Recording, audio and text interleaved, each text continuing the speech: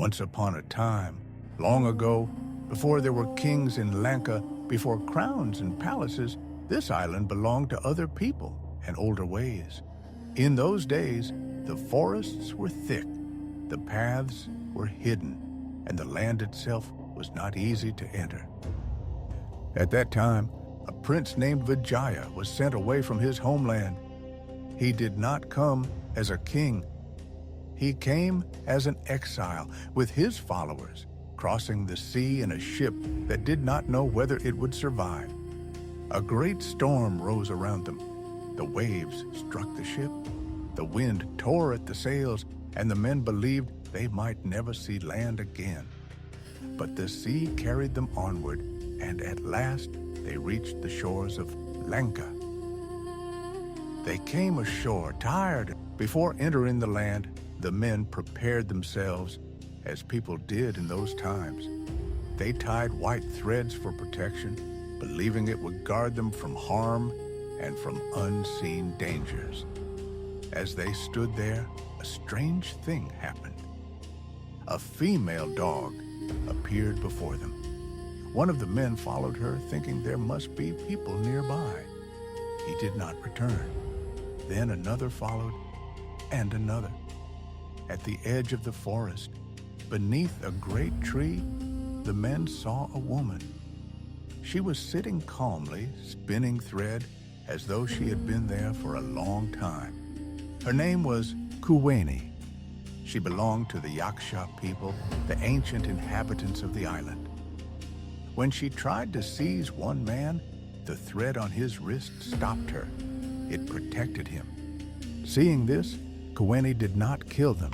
Instead, she led them to a hidden ravine in the forest. There, she trapped them. When many of his men failed to return, Vijaya became alarmed. He went into the forest himself and found Kuweni. He demanded that she return his men. Kuweni did not deny what she had done. Instead, she offered him a choice. She would release his men, and she would help him take the land if he would make her his queen. Vijaya agreed. Kuweni brought the trapped men back alive. After that night, Kuveni stayed with Vijaya. She brought him food and wealth. He asked about the land, and she answered. Vijaya gathered his men. They spoke of taking the island. Kuveni listened, and she did not stop them. Then Kuveni led them through a hidden path, a way only she knew, a path that went toward her own people. Vijaya's men moved through the forest. In the Yaksha village, life was ordinary. People sat by the fire and spoke. They did not know what was coming. The attack came suddenly. Torches flooded the clearing, and the peace broke. By morning, smoke rose over the huts. The ground was stained, and the village was silent. With the land taken, Vijaya was crowned. His men bowed, and a kingdom began.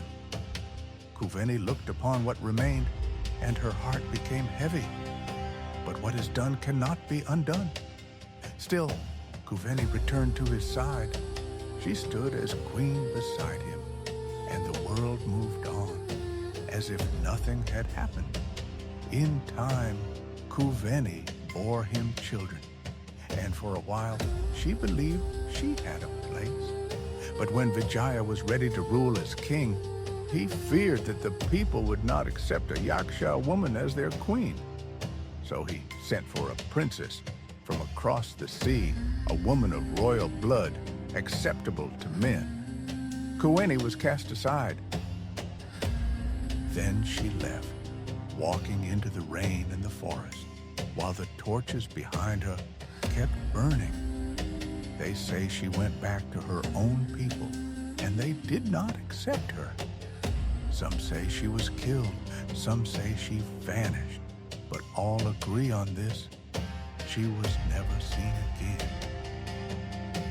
Before she died, it is said that Kuweni cursed Vijaya and his descendants. May a kingdom built on betrayal never know peace, and may this land remember how it was taken. And that is why this story is still told, not to praise a crown, but to remember the price.